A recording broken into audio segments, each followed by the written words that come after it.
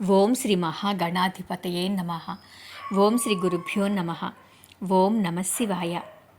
శివపురాణంలో ఈరోజు శ్రీకృష్ణ సంతానం గురించి తెలుసుకుందాం.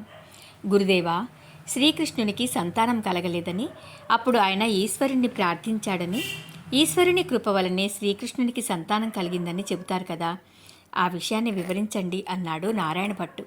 చెప్పటం ప్రారంభించాడు రత్నాకరుడు. ద్వాపర యుగంలో దేవకీ వసుదేవుల అష్టమ గర్భాన శ్రీకృష్ణ భగవానుడు జన్మించాడు. అతడికి 8 మంది భార్యలు, 16,000 మంది గోపికలు.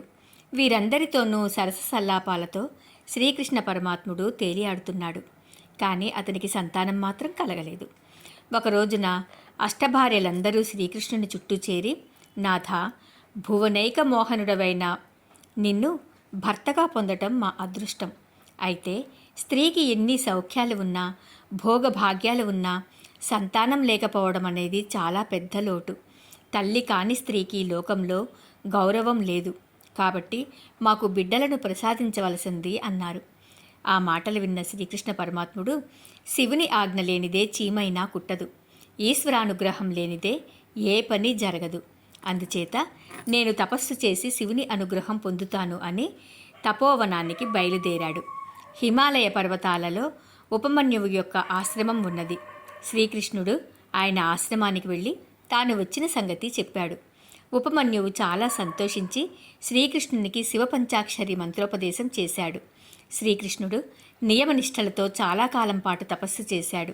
ఆయన భక్తికి మెచ్చి పరమేశ్వరుడు ప్రత్యక్షమై నీకేవరం కావాలో కోరుకో అన్నాడు.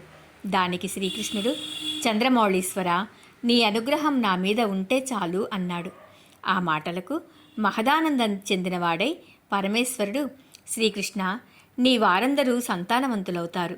మొత్తము నీకు స్త్రీ పురుష సంతానము 121,200 మంది ఉంటారు.